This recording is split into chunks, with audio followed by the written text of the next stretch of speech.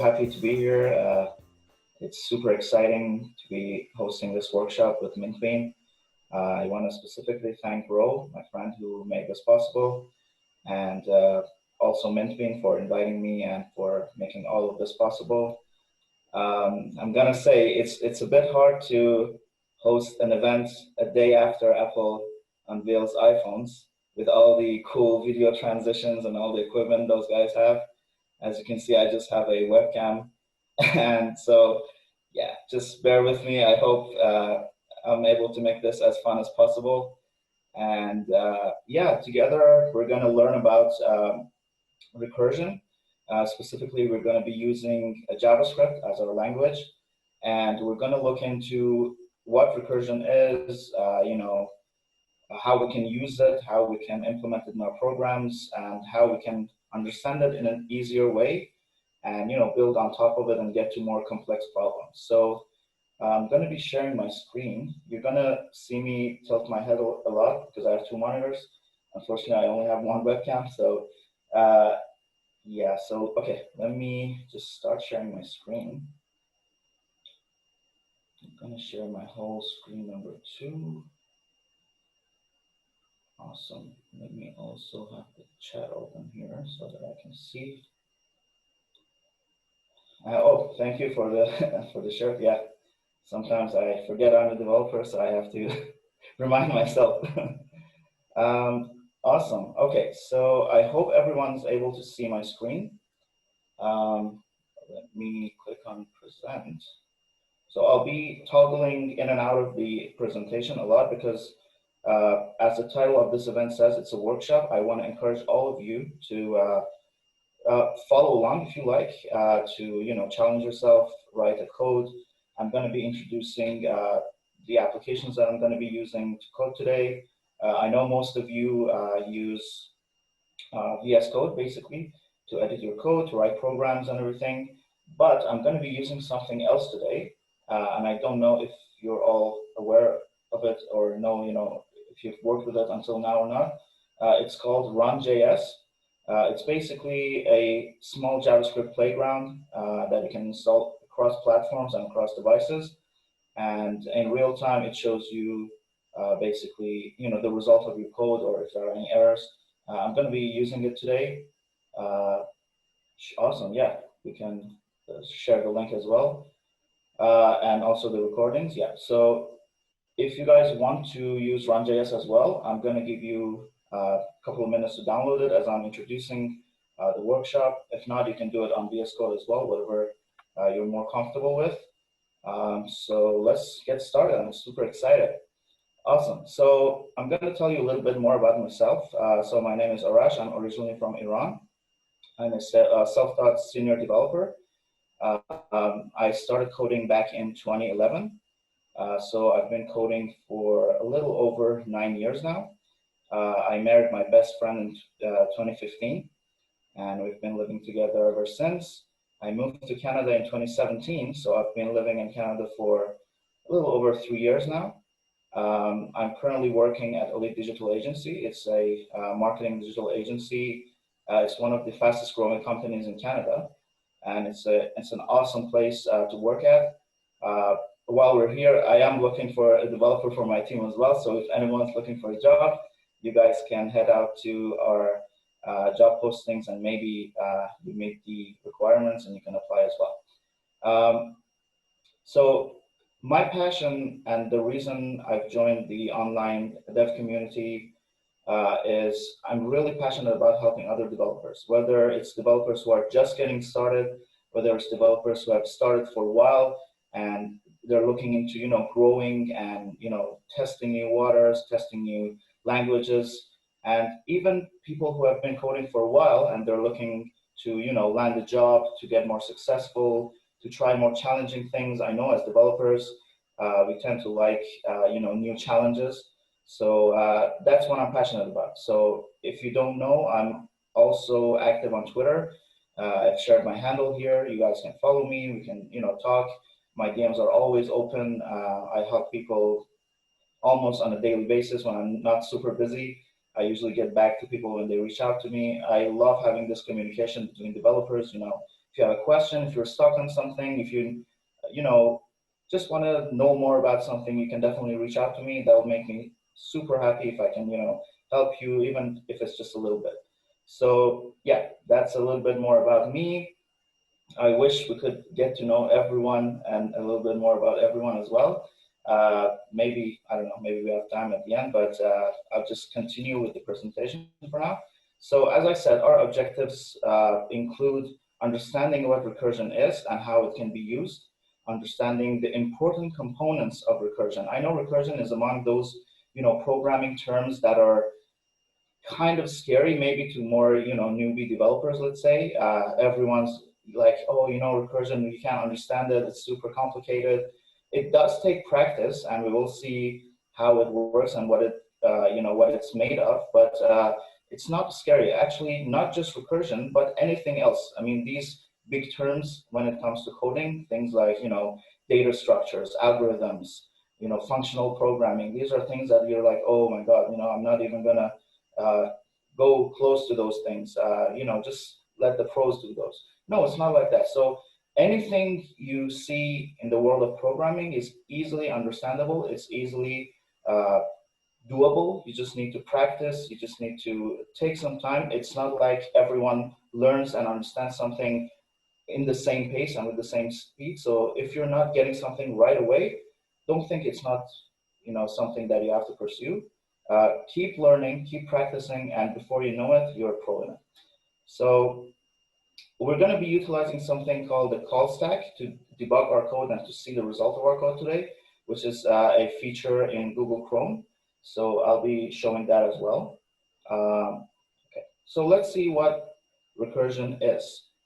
Recursion is actually a problem-solving technique in which a function calls itself. So we're going to be talking about this. So in programming, when you write a function, it is possible for this function to call other functions, right? So let's say I'm starting this function A, and midway through my code, I'm calling another function. Let's say function B, function 2, whatever it is, right? So in recursion, our function is going to be calling itself, because there is a function at the end of the day, right? So it can also call itself. But the difference is when we're calling this function over and over again, it should be done with a different argument each time. And there should be a condition in which our program will stop executing. Otherwise, it's going to go forever. So we're going to look at all of these in detail. But you may ask, why do we even need to know recursion? Like, what's the use of it? What's the point of even, spending time on it, investing in it? First of all, just know that recursion is used across all languages. It's not just a language-specific method or technique. And it's used all over the place. And you may be even using it every single day without realizing it, right? So if you're coding in JavaScript, there are certain functions in JavaScript like JSON.parse, like document.querySelector, getElementById. These are all recursive functions that are built right into JavaScript, and we're using them day by day. And to understand how these functions really, work under the hood and how they're made and how we can make our own versions of these functions, I think it's something really empowering and something really cool to know. And sometimes when we're using recursion to solve a problem or to solve a challenge, we will end up seeing that actually recursion can be a much cleaner, much shorter method of solving the problem. And I'm going to tell you this as well. Sometimes recursion is absolutely the worst thing to do. And we're going to get to that as well. We're going to see that, even though the code looks super clean and super short and everything, when we actually execute it and when we actually give the code a big set of data to work with, it's going to crash. And we're going to look for other ways of solving these problems. But for now, let's work on the good things about recursion. We're here to advocate for recursion and say it's the good thing. Awesome. So the call stack. So as you know, we have different types of data in programming. We call them different data structures, anything from an array to, a queue to linked lists. These are different terms that we use in programming, different ways of us storing data in a specific structure. And a stack is also a data structure. a stack is a data structure that holds data in a stack form, meaning the first thing that goes inside the stack is just basically like stacking a pile of dishes. The first thing that goes in is always at the bottom. The last thing is always at the top. And the first thing that we remove is also from the top. We never pull dishes from under the pile, right? So in simpler terms, we can say that we have a stack that holds the whole functions that we're trying to call. So we're going to look at this with actual code right now. Each time we invoke or call a function, it'll be added to the top of the stack. So basically, JavaScript knows, hey, I need to execute these functions in a certain order. That's why we call it a stack, right? And when we get to a return keyword, when our function actually returns something, it'll be taken off of the stack. So our stack will get smaller and smaller as we go by and as we return the results of our functions. So using Chrome, I think Chrome is a fabulous browser for working with JavaScript. Under the DevTools, we have the Sources tab. I'm going to go for a demo right now. I have something here. So if you open up your console, I'm assuming everyone knows already how to do that. If we go to the Sources tab, so usually when we open this, it opens up on the Elements console, Elements tab actually. And sometimes we check the console to see the errors and see the warnings that we get. But I'm actually going to go to the Sources tab this time. So what Chrome lets you do under the Sources tab is you can actually create pieces of code called snippets, right? So here you can see that I've created a snippet called call stack, in which we're going to just be talking about what the call stack is. If you see, I've highlighted my code on certain lines. These are called what are they called? Breakpoints. On which, like, as soon as we hit these breakpoints, my code is going to pause executing, and I'm going to be able to see the result on the right-hand side or in the console. So if you look here, on the right-hand side, we actually have something called the call stack. This is where Chrome is going to tell us, hey, this is the stack of functions that you're trying to run, and as they execute and complete, we will see the stack grow, and we will see the stack shrink. So let me talk about the code a little bit. Let's see what I'm trying to achieve here. So what we have here is we have a function called makePizza, and it's just calling a bunch of other functions right now. So as we said, functions are able to call other functions. And the other functions that I have, also some of them call other functions, and some of them simply just return a string, right? And at the very end, I'm just calling makePizza, which is my main function. I'm just calling that and invoking it. So let's see this in action. To see the code in action, you can hit this play button right here, or Control plus Enter, or Command plus Enter on your Mac if you're using a Mac. So I'm just going to click on play here. As soon as I do, you see that my code is paused in the debugger. So the reason we're pausing the code is to see the actual call stack. So as I said, the first thing I'm invoking is the makePizza function. So the lowest thing that I'm seeing in the stack, besides this anonymous, which is just basically the start of our function, is the makePizza. So you see that my stack is actually growing. Now, inside makePizza, I'm calling the prepare dough function, right? So you see that the next function is added to the stack, to the top of the stack. If I move one step forward, you will see that my stack grows again. So this time I'm calling the add sauce function, right? And if I just, okay, see what happened there? So let's actually go back one step. Actually, let's just see. So my function, the add sauce function, the only thing it does, as I said, it just returns a string, right? So as soon as it returns the string, it's taken off the stack. So you see, as the stack was growing, now it's shrinking because the function is complete. So let's move forward in time. We see another function getting added to the stack and getting off the stack because it's completed. We can see the results. Now we have the add chicken one. And as you see, if I go one step at a time through, basically we call it the time of this execution, we can see that things are being added to the call stack and then taken off of it as soon as the function is over. And when I hit the end of it, you will see that my call stack is completely empty now. Why? Because we called all of these functions and the results are in our console. So this stack of functions that we created started growing as we called more functions, and it started shrinking as all functions started returning results. So this is what we call the call stack. So let's go back to our presentation. Now we want to see how we can put this call stack to use when we're using recursion. And the reason I told you that we should be calling recursive functions with different arguments, and we should always make sure there's a case in which this recursion function chain basically breaks, is that if we don't break it, the stack will never start shrinking, and it will keep on growing and growing, and we will basically break everything, right? So the two essential components of any recursive function is, one is the base case, which means, we're going to have details about all of these, by the way. Base case is the case, or is the condition in which our recursive function will stop executing. So we will hit something and then our function will say, you know what, it's time to return the data now. I won't be calling myself over again.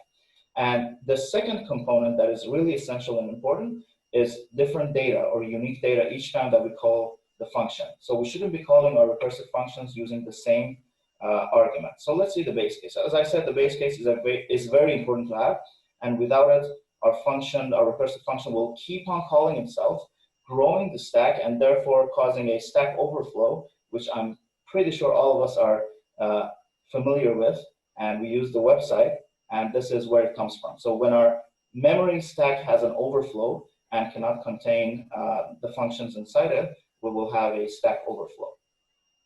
Even in functions like while and do while, we can see that we have base cases. So if we say something like while true console log hello, and by the way, don't try this because you're gonna break your browser.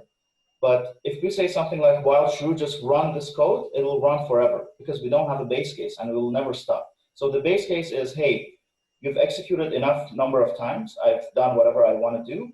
It's time to break and it's time to stop now. So that's what we call the base case. Now let's talk about the different input. So again, if we call our recursive function with the same input over again, it will never stop, right? It will cause another stack overflow. So our goal is to call our recursive functions with different input each time we invoke it. So let's go. In the first example, we're going to start super simple, by the way.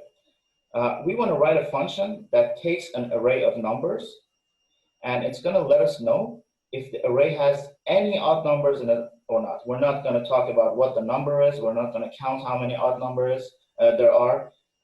We're just going to talk about, hey, in this array, do we have any odd numbers at all or not, right? So if it does have an odd number, we'll have true. If it doesn't have an odd number, we'll have false. So I'm gonna, let's see if I can run my run.js.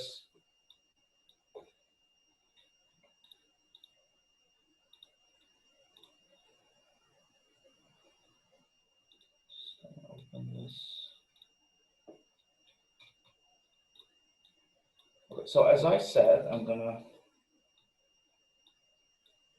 be using run.js, but before we start to actually do the coding part, we're going to do a pseudocode. So what pseudocode is, as I'm pretty sure all of you know, is just writing the steps we're going to take in our solution in simple terms, basically, before actually starting to write code. I really encourage you to always do this because it really helps you understand what you're trying to do, and you can, plan everything better. So our pseudocode is something like, hey, make a function that takes an array of numbers. If the array is empty, return false, obviously. Otherwise, go over each one of the numbers inside the array. If the number we're checking is an odd number, return true. We don't even have to check the other ones. So if there's even one odd number in there, we can just, return true. If not, continue. And when we reach the end of the array, if we haven't found any odd numbers, we can return false because we can assume that there are no odd numbers in that array. So the first method that we're going to check is the iterative method, meaning we're going to be using the loop. We're not going to be using recursion first. So I'm just going to pull my Run.js code editor here. Let's see, I'll close this. Perfect. So what I'm going to be doing is I'm going to just write a function right now. So we can say const, we can do iterative. So the good thing about Run.js is it gives you almost real-time result of your code, and you don't have to execute anything like Node or anything else to actually, execute your JS code. So we're going to take an array. I'm not going to be worrying about anything like validation of the array, if it actually has numbers in it or strings in it. Well, that's higher level stuff. We're just going to assume that it's always going to be an array of numbers. So the first thing, and I'm going to be minimizing this a lot, is if the array is empty, return false. So that's easy. We can say if the length of the array is 0, right? Return false. So let's see. Then otherwise, go over each one of the numbers inside the array. Okay, cool, we can do that. We don't need an else because we're returning something, right? So if this doesn't execute, the rest of this thing is going to be the else case, basically. So we can do a for loop. And we're going to do for num of array, assuming everything inside the array is a number. And the check we do for checking a number if it's even or odd is the modulus. So let's see, if number mod 2, we said odd, right? So it should be is not equal to 0, return true. And again, because it's going to return, we can just safely say return false here. So I'm just going to be explaining this a little to you.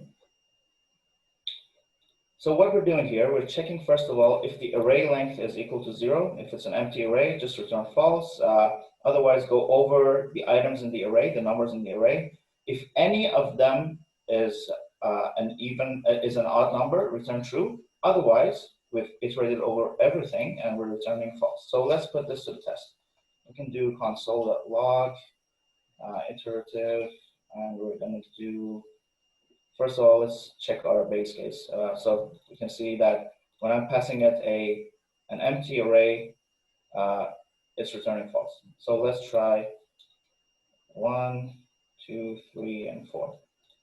So, okay. So we can see that now, because I have at least one odd number, I'm getting true as a return. So let's try with simply even numbers. So yeah, so we can see that our code, our iterative code, is actually going over all of these numbers, and because we're not finding any odd numbers in there, basically, I'm getting false returned to me as a result of my function.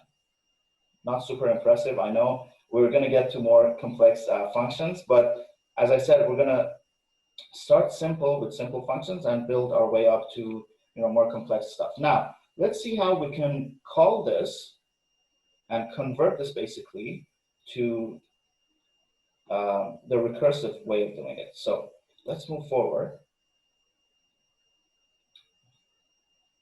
Awesome. Okay, so our recursive pseudocode tells us to make a function that takes an array of numbers similar up to this point. If the array is empty, return false. Again, similar. Otherwise, check the last item in the array. So this is where things start to differ, right? Check the last item in the array. If it's odd, return true. If it's not odd, take out that number because we know it's not odd. We don't need it anymore, right? And rerun the function using this new array, which has one less item in it. So let's put this to test and see what we mean by saying this. So I'm going to get rid of this code. This time, we're going to do it in a recursive way, right? So I'm still going to take an array, and I'm still gonna say if the array length is 0, return false. We can do this in one line as well. You don't really need those curly braces. I'm just trying to keep everything clean. Otherwise, if. Now, what was the next step? Check the last item in the array.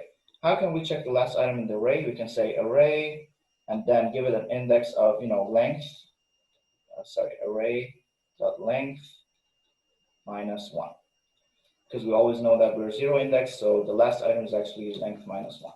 So if the array's last item modulus 2 is not 0, which means if the number is actually odd, return true. Again, we can do this in one line. Otherwise, now here's what we're going to do.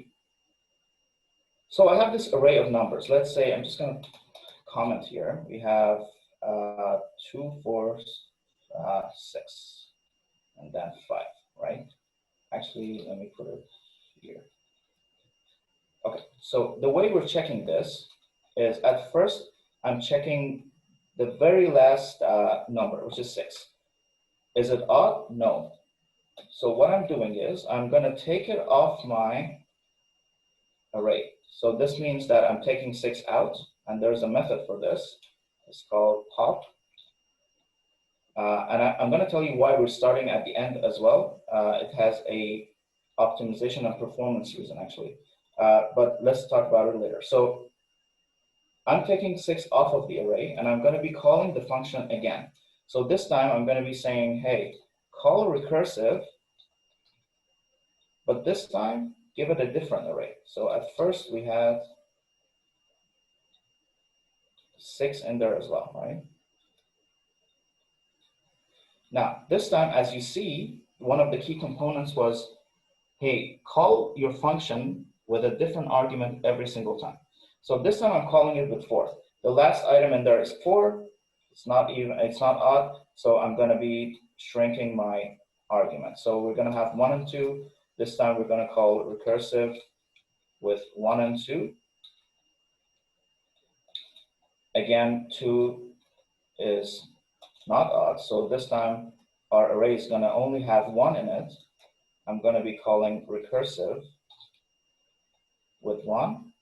1 is the last item in the array, and 1 is odd. Therefore, it's going to return true. Now, if I didn't have 1 in there, let's say I had 8 as the first element in there, it would just go on and it would, okay, so let's see. We actually have something else to write here as well. So it would continue taking it off. So let's see if I can actually, let's see, let's say our array was like this. So we didn't have any odd numbers in there. Let's see what would have happened there. 8 instead of 1, 8, 8.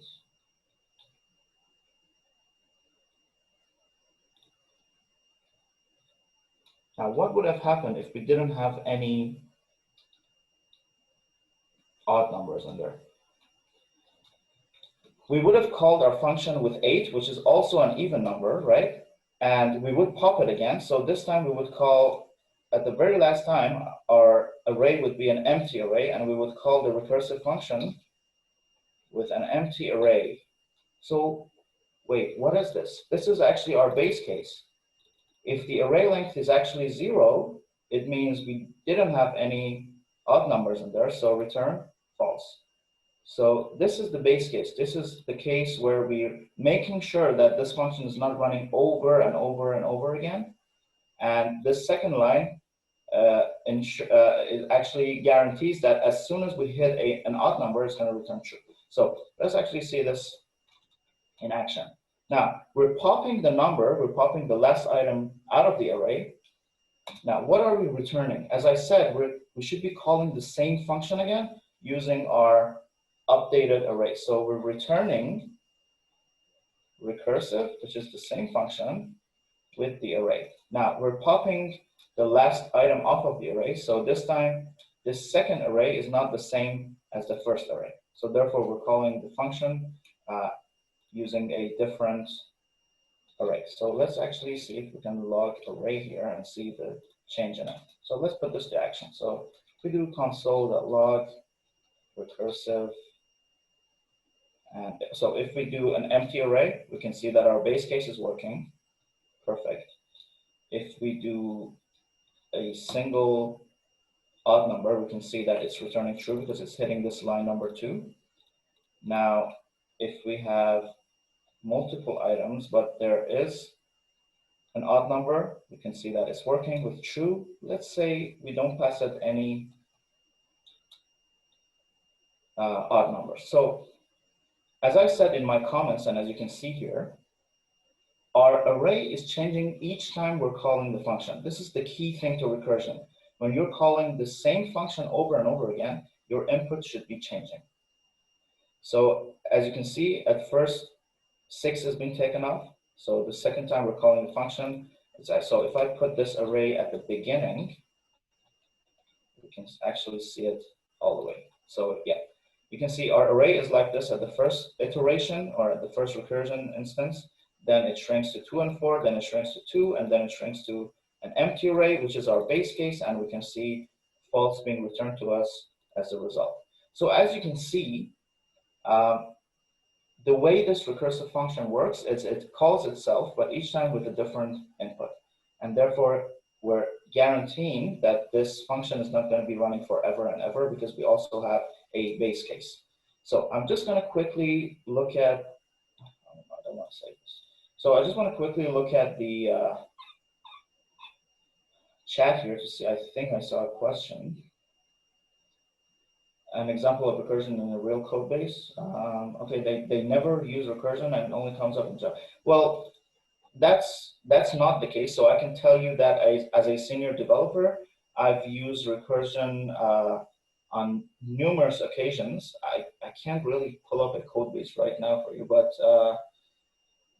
the reason it comes up more in technical interviews is it actually tests your knowledge of, you know what's happening in the recursive function. That's why they usually bring it up in interviews. That's the same reason they bring up the, different data structures in interviews. So while you might not be using it every day on every project, as I said, even built-in functions in languages, they're using recursion. So it's really good for you to understand how things are set up. And sometimes, you find that, you know what, I think through recursion, I'm able to come up with a cleaner and a better solution. So as developers, I want to encourage you. As you saw, my first solution to this problem wasn't even recursion. It was working, it's fast, it's performing really well. But as developers, I want to encourage you and invite you to look at things differently.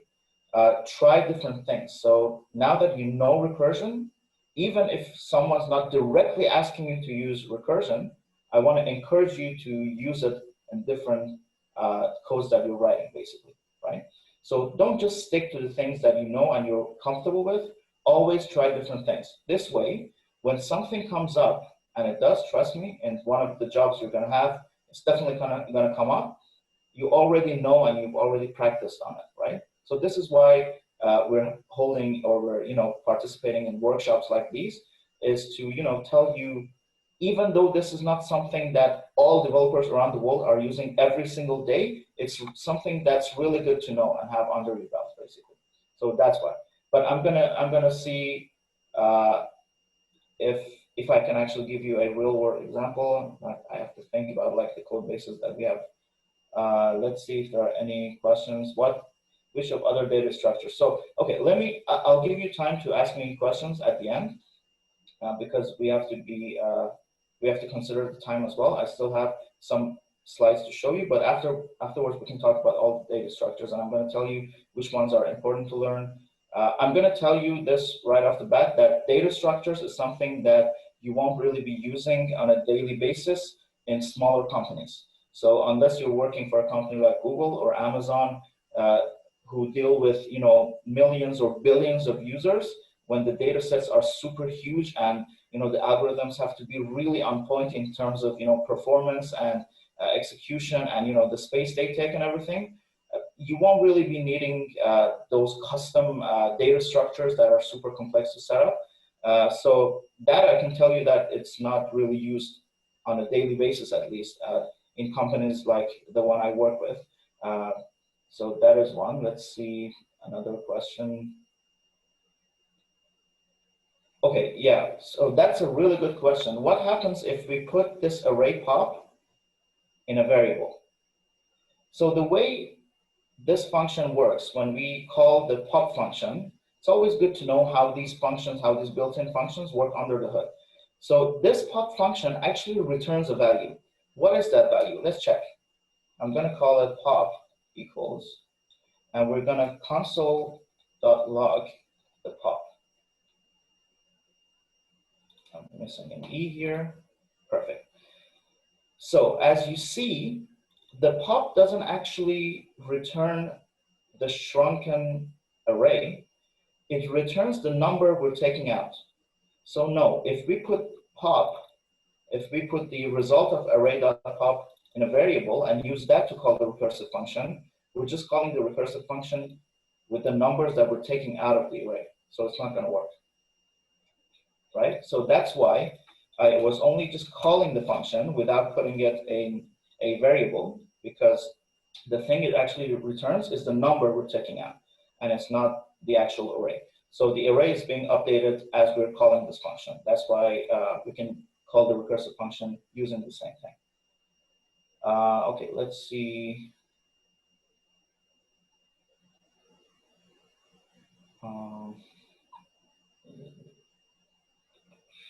Okay, I think,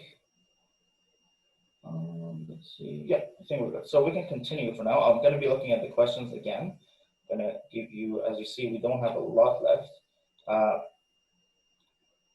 So cool. Now, let's step it up. So we can, now it's time for us to do a little bit, something more challenging, something more mathematical, let's say. And by the way, as developers, just so you know, I've said this over and over on my Twitter, and I know other accounts are saying it as well. You do not need to be a mathematician. You do not need to be a math genius to be a programmer.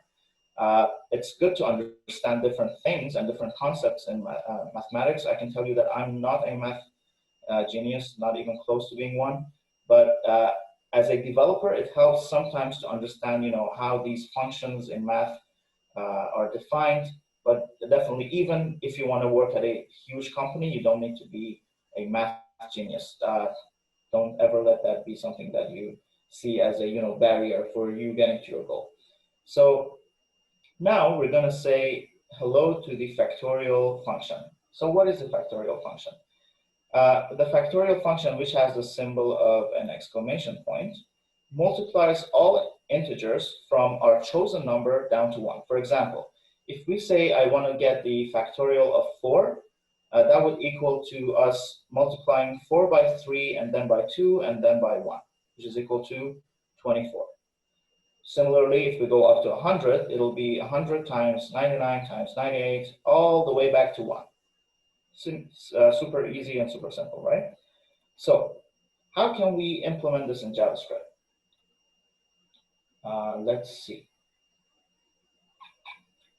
This is going to be interesting. So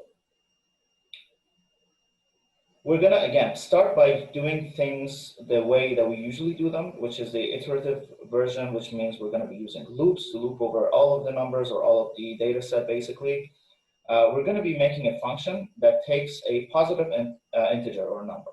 So again, we're going to assume that the number, it's all basically the argument is always a number.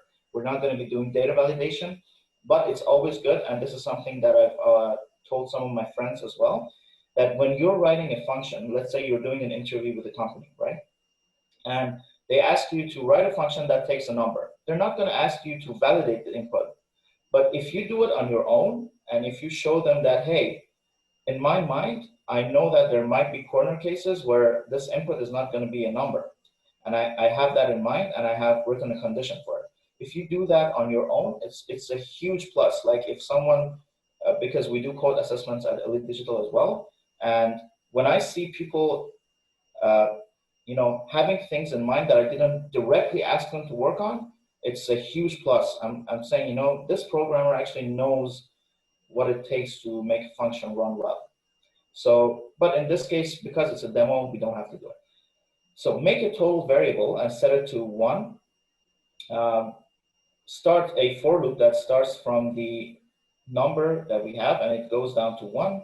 Inside the loop, set the total equal to total times the number in the loop and return the total. So it's easier for us to actually see this in code.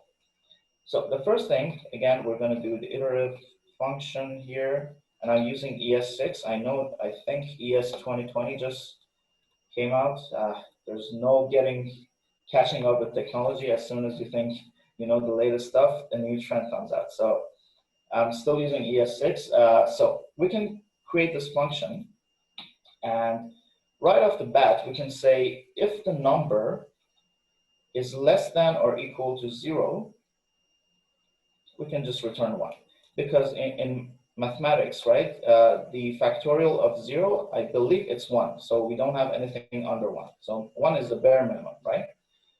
And this could also, later on, we can see in the recursive version of it, could serve as our base case. But for now, we're just doing the iterative version. So the total we have is equal to 1, right? And so let's say the number is bigger than 0. We can say 4, and then we can do a for loop, right? So we can do I equals num. And just remember that there's always a lot of ways of doing the same thing. So if you're writing a function that looks different compared to mine, totally fine. As long as it's working, that's really what we care about. So we can see that we're starting I from the number. We're not, usually the for loops start from 0, right? But we're starting from the number and working our way down to 1. As you can see, I minus minus takes off 1 off of I. So what we're doing inside the loop is we're multiplying total by I, right? So we could have done something like total equals total times I, but a shorter version of this, it's times equals I, right? And then at the end, we're returning total. So shouldn't the base case be num? I mean, we could do that. We could do that. Yeah, that's also a way of optimizing the code. But for this purpose, I don't know why. Maybe I tested it with something and I set it to 0. We could totally do 1 here. It's 1 less check, I believe. Sure. Yeah, we could do that. Awesome. Thanks for the point. So let's put this to action and see how it works. So if I do the iterative function, and let's try an empty array. So we don't have any number. Again, we don't really check for the input. So let's try it with 1. We can see the result is 1. Let's try it with 2. We can see the result is 2. So let's try it with a bigger one. As I said, the factorial of 4 is 24. So we can see that it's working. To actually see what's happening here, we can see, let's see, we can do a console. Developer's best friend is console log. We can do the number. Sorry, wait, not the number, sorry. I. Yeah, there we go. And we could also do this, and we could do this. So in JavaScript and in console.log, I don't know if everyone's aware of this. If you put the variable that you're actually logging inside curly braces, JavaScript returns it as an actual object that you can see, which actually helps us know, oh, my num is actually 4, my I is 4 here. So we don't really care about the num, we can see the total instead. So as you can see, we start from 4, the total is 1. Then when we get to 3, the total is 4 because it's 4 times 1, then it's 4 times 3, then it's 12 times 2, and the return result is actually 24. Now, I want to warn you that this function can get huge pretty fast. So I would suggest staying away from doing large numbers because it's going to take a lot of RAM and it could crash your browser or editor easily. So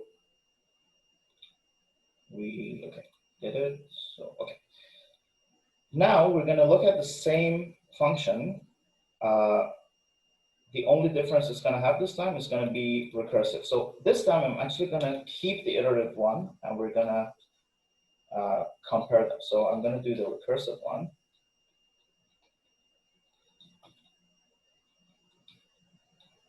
It's the same thing. It takes a number.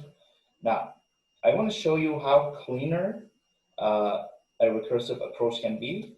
And that is one of the reasons that sometimes I personally prefer it over, loops and everything. So in our recursive function, let's actually check our pseudocode first. Make a function that takes a positive number, set the base case to check if the number is 1, return 1. So that is, as I said, we could use that as our base case. So let's see. If the number is less than 2, basically, return 1. Right? So that is our base case. Let's go back to our pseudocode. Otherwise, return the result of your number times the function called with your number minus 1. So what does this mean? So let's go back to our code. We're going to return something. We're going to return calling the same function, but this time, if I call it with number again, it's going to be a Stack Overflow easily. But what we're going to do is we're going to return the result of num times recursive with num minus 1. So what does this mean? It's exactly the above solution, just in a different way, right? So what we're doing here, we're saying, hey, I know the number is not 1, because if it was, I was going to return 1. Now that it's larger than 1, I'm going to take the number, put a times there, so I'm going to multiply it by what? As the factorial description told us, it's the number times 1 less, right? So it's 2 times 1, I guess. If it's 2, if it's 3, it's 3 times 2 times 1. So I'm going to say num times recursive with the same number minus 1. So let's actually see if we can, yeah, I mean, I can see that you have put your minus in a variable. Sure, that also works. We can also do it this way. I just prefer, less number of lines of code, basically. So let's put this one to test.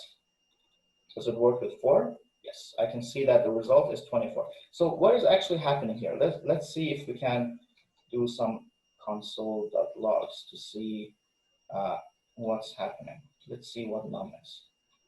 So as you see, as I'm calling this recursive function over and over again, my input is actually changing. So at first, my input is 4, which is the default argument that I'm passing, right? The second round, the number is 3. Why? Because I'm calling recursive with number minus 1, right? And the third time, it's 3 minus 1, which is basically 2. And when it gets to 1, it doesn't actually have any more calls. It just returns 1. So what happens is, if we want to break this, we first call recursive with 4. Then recursive sees the number is bigger than 2. So it says, okay, return 4 times recursive 3. So recursive 4 is waiting for the second line to finish. But then we get to the third line. So it says 3 times recursive, this time with 2. And when we get to this one, we can say 2 times recursive 1. And what happens when we get to the base case of num being actually 1? It returns 1. So it's only on the, let's see, 1, 2, 3, 4, 5, the fifth line, that actually our function is returning something for the first time, right? So what happens when it returns 1? Then we'll have 2 times 1. We can say return 2 times 1. Here we can say return 1. So return 2 times 1. Then it says returns 3 times 2. Then it says return 4 times 6, right? So here we have 6, we have 2. This is what's happening under the hood when we're invoking this solution or this function in a recursive way. So these functions are stacking up, and they're waiting on the other ones to finish first and get the results of those, and then they're coming back to the main function, and therefore we have this result, right? Awesome. So does anyone have any question about factorial? Because I think we're gonna step it up again. Let me see. Okay, then we're gonna actually, yeah, fine. So I have another example for you guys. I don't know if we can go over an hour. Just wanna double check with Jennifer or Ro. No, yes. Okay. I mean, we may, because people may have like questions and all. Okay, cool, awesome. So as long as everyone's okay, we can continue. Perfect. So if anyone has any questions, I am looking at the chats as well. You can paste in your questions. My hope today, as the reason I called this workshop Intro to Recursion, was not to make you all pros of recursion, but to get you familiarized with the idea of recursion and why it could be useful and why it could look good when you write your functions in a recursive way. So you will have questions. We're looking at super simple functions right now. I am actually gonna open, actually before getting to that, let's go back to the presentation, then we can look at the codes again. Okay, so the common mistakes that developers make when they write functions in recursive, in the recursive way, basically in recursion. First of all, and I've seen this over and over, we tend to miss or forget the base case. And if we do that, it's a Stack Overflow every single time. So there's no escape out of it if you don't have the base case. Second, they're either not returning anything or they're returning the wrong thing, right? So in my function here, if instead of returning a num times recursive num -1, if I had returned this, oh, I hope I haven't. Okay, the good thing about run.js is when I break it, it doesn't even give me any output. Cool. So as you can see here, oh, there we go, it actually does. I'm gonna stop this from happening. Okay, so if I had returned num times num, so this is returning the wrong thing. You can see it's a never-ending stack of returns. So this time I am returning something, but I'm returning the wrong thing, right? So it's important for us to actually return the correct thing. Okay, I think you can forgive me for that mistake, run.js. Cool, okay. And the third thing that we tend to, the third mistake that we tend to make is causing a Stack Overflow, and it's not the website, it's a bad thing this time, which could, break our browser, could break our computer, it could easily take out all of the RAM that we have. So really be careful with these common mistakes. So what's next? The good thing about recursion is that there are a ton of examples online or everywhere else that you can see, that you can participate in. I just want to encourage you to code. Don't look at tutorials. Don't just follow videos online. Don't just follow this workshop. I want you to code. I want you to challenge yourself. I am going to give you a more complex problem in a second. And that is the next slide, which is my challenge for you. And that is the Fibonacci sequence. So the Fibonacci sequence, and I'm encouraging you to write it both iteratively and recursively. So I want you to compare those two types again. So what is it? Let's look at what the Fibonacci sequence is. I hope I'm pronouncing it correctly. So the sequence is a series of numbers, right? It starts from 0, then we have 1, then we have 1. So the first 3 numbers are always the same. But after that is when we actually start to have an algorithm, let's say. So then the third number, starting from the third number, it's equal to the 2 previous numbers added together. So 1 plus 1 is 2, 2 plus 1 is 3, 3 plus 2 is 5, 5 plus 3 is 8, 8 plus 5, so on and so forth, right? So the next number is found by adding up the 2 numbers before it. So 2, as I said, yep. And here's a longer list. And as you can see, with this sequence as well, it tends to get pretty big pretty fast because we're just adding two numbers together, right? So always be careful, and we can even look into this if we can get more time, but I want to give you guys some time to ask some questions about anything, not even if it's not even directly related to recursion. I just want to take this time and this opportunity to help you guys to maybe answer some of your questions. And you got this. It's always something that we say to encourage each other. Let's see. Yeah, awesome. So before finishing this, let's see. More of the example, meaning, is that for the Fibonacci sequence? Okay, awesome. So I am going to show it to you. Just before showing the Fibonacci sequence, remember in the previous, and this is something really important I want to tell you, in the previous example when we had the array be, let's say 1, 2, 3, I told you that there's a reason I'm calling array.pop and I'm not starting from the beginning. Can anyone tell me why I'm doing this versus taking the first number? Because let's say I have this array. If I had started from the beginning of the array, I would have found the odd number right away. I didn't have to iterate all over the whole thing. Why did I start from the end?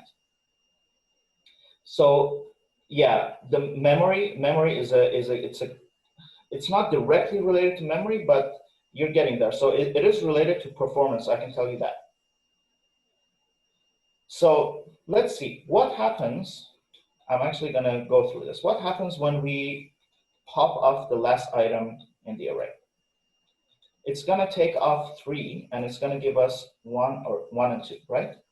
Yes, exactly, Robert. So it is more efficient. So when we take off the last item in the array, right? JavaScript or whatever program language we're using, it doesn't have to re-index the array because 1's still at the 0th index and 2 is still at the first index, right? So all we're doing is we're just taking 3 out. But let's say I started from the other end, right? So right now we can say 1 is, so these are the indexes, right? Now if I take 1 off and have 2 and 3, now JavaScript has to actually go through this whole thing and re-index the whole array. Now, we may not even feel this when we're dealing with 2 or 3 items in our array, but in technical interviews, the arrays they give you, they have thousands and thousands of rows of numbers and data in it. So you should always find the more efficient ways of doing this. So even though in our logical mind, it makes sense to start from the beginning because we can see that 1 is right there in the beginning, right? But in terms of the programming and in terms of, hey, how many things does my code have to actually do to execute this solution? We don't want our code to be re-indexing arrays, especially when it comes to super huge arrays. So that's why we use pop. I think the other one is unshift, if I'm not wrong. I certainly forget all of these stuff on a daily basis, but yeah, we usually tend to use pop because it doesn't require re-indexing of the array. So that's something that you can always have in mind. So with that, okay, let's see what Matt says. I wrote a recursive function that takes an unknown object with a combination of values and nested objects, finds a value in it. I wrote it kind of knowing type of object I would get. Okay. Should I always know what my case is? Yes. So not just in a recursive function, in any function you write, try thinking of this. When I'm writing a function, I always think of this. How can I break this? Right? I know that logically my function, as you said here, takes an unknown object, right? What happens if the object is missing? What happens if the object is empty? What happens if the object has deeper levels in it, right? I have to see all of the, I mean, sometimes it's so hard to see all of the possible scenarios, but if it's possible, all of them. If not, as much as it's possible to see the different scenarios in which my code can easily break because of the arguments passed to it, right? What if instead of an object, I get a string? What if instead of a string, I get null, undefined, something like that? So have all of these in your mind. It could seem like overkill at the beginning, but when you're actually doing like a technical interview, when you're actually writing code that has to have different scenarios in mind, it's a really good thing to know. So if you get used to doing it for all of your functions, you will automatically do it without only doing it for the technical interviews. So that's my suggestion to you. So with that, let me see if I can find my, I think I have the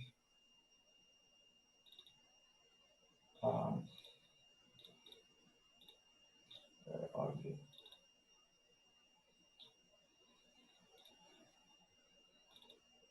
Fibonacci. Yeah, okay, cool. So we're gonna look at the Fibonacci sequence right now for a few minutes. Just gonna copy and paste because I have this from before. So the recursive solution, and I've written some stuff like the big O notation. I'm personally more than happy to have more workshops with you guys talking about different data structures, different methods of programming. This was just an intro to recursion. So we have a ton of other, and I'm going to show you actually just so to pique your interest in seeing things differently. So as I told you in the beginning of this workshop, sometimes recursion not only is not the best solution, it's the worst solution. And for this Fibonacci sequence, recursion is one of the worst possible solutions that we can work with. And we're going to see why. So I see Robert is jumping up. Thank you for joining. I hope this was helpful. Yeah, definitely. I hope we will have more of these workshops. So thank you for joining. So getting back to this function, if I do a Fibonacci, I'm going to stay to really small numbers. So let's say 1. Okay, cool. So I'm going to start with a really small number. And as we said, this gets too big too fast. And since recursion is not the best solution to it, I'm not going to go over a certain number. So let's do 4. Actually, 5. Okay. So let us see what's happening here. Just want to make sure I have the right sequence. Okay, yeah, I think this is the one. So what's happening here is our base case. So first thing in our recursive function is the base case.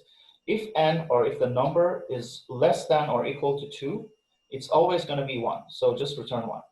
Otherwise, return the Fibonacci sequence of the number -1 plus the number -2. So this is exactly, let's get back here to my, so as you can see, we do, when we get to 2, we do it as, Fibonacci, the sum of 2 plus 1, which is 3. So 3 is actually 2 plus 1. So 3 minus 1 and 3 minus 2. Right? So we can actually have a bunch of console.logs in there.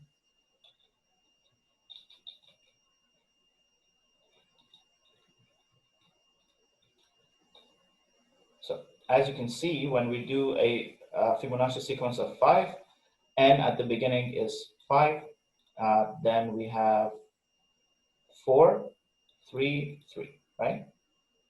And then the whole thing turns back as 5. Let's see if this is, so if we do, I don't think this is working the way I want it to.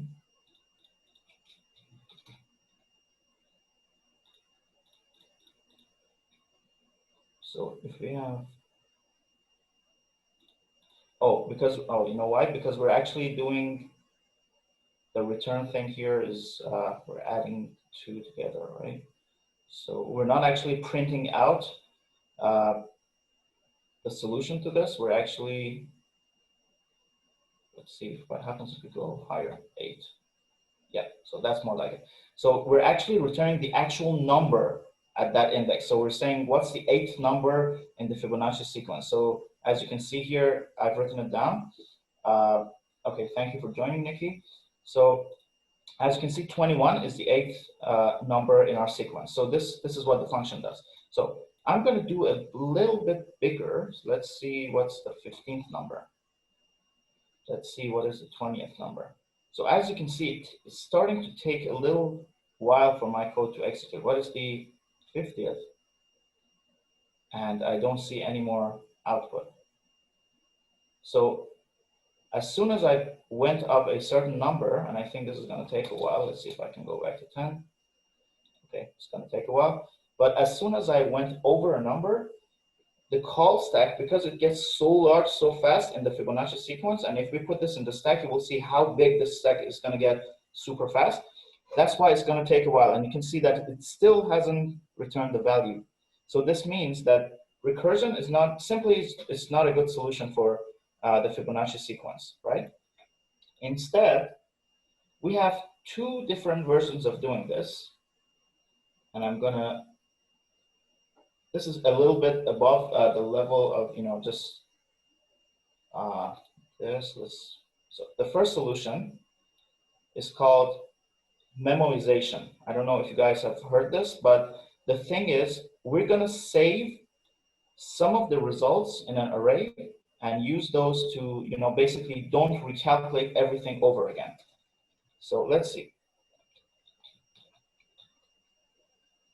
I think this is still executing. If you guys were here, you would hear my computer make weird noises, but let's see if I can close this and reopen it. Hopefully this will work. Okay, yeah, I think we broke the chain. So as we can see, let's see what happens in this function actually. So the thing about this is this needs its own workshop for me to explain, what memoization is and what we're exactly doing here. But let's see. So what we're doing is we're putting the numbers or the results in something called memo, right? It's basically a memory, a chunk of our memory. And instead of calling this in a recursive manner, which we are here, right? We're also passing the memo that we have. So the previous, so let's say when I'm doing Fibonacci of 5, or let's say even 10 itself, what is happening? So we're doing, let's actually see if I can copy and paste. So 1, 2, 3, 4, 6, 7, 8, 9, 10, right? 55. Cool. So this is our sequence here. So what we're doing is, again, we have a base case here. If it's less than or equal to 2, just return 1. Otherwise, the result is a recursive function. So what we're doing is n-1 with memo and n-2 with memo. So basically, everything is similar until this point. We're just adding this memo variable. What is it? It's an array. It's an array, and we're saying if it's undefined. So if we don't have the first iteration, it will be something like n-1, n being 10 minus 1, right? And because the memo doesn't exist, we actually calculate it and we put it in there. So when we get to, I don't know how to put this. Let me see. Because for this, I have to have, a set of illustrations to show you. So let me actually see if I can find it online for you guys, because that will be much easier and faster.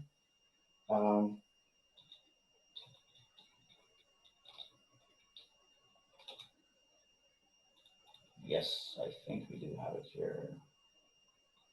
I just want to show you the graphic thing because I don't have it. This really helps. Let's see if someone can help us with this.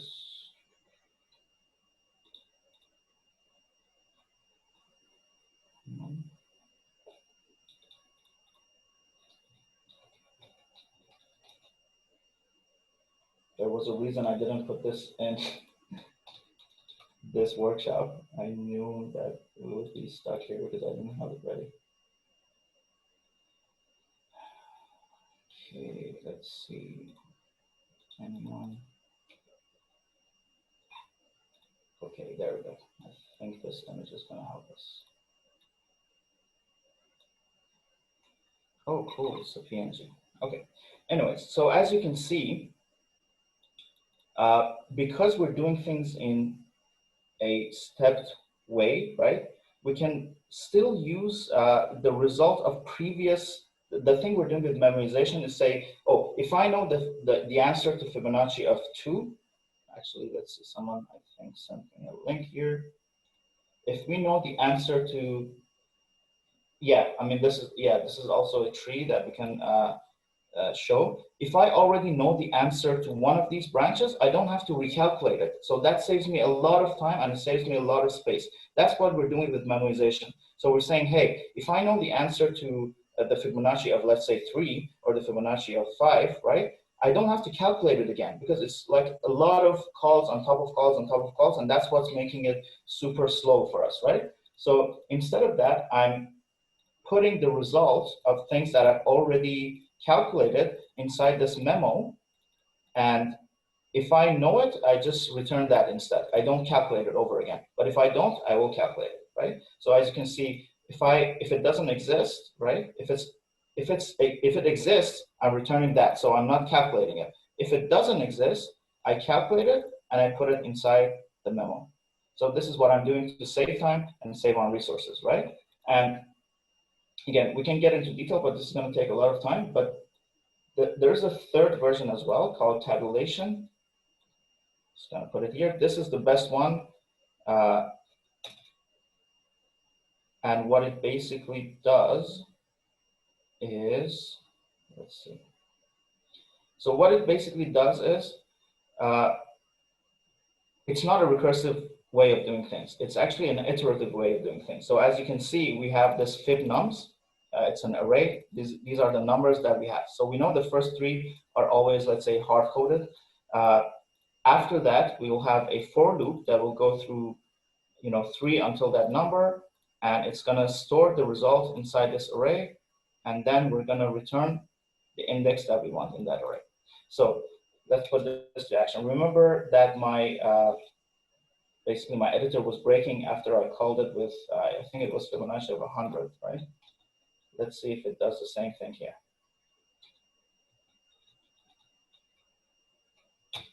Right away, like that was almost immediately. So as you can see, the recursive function, even though it's much cleaner and it looks much better, in some cases, it's not the best solution because of the time and the space complexity, right?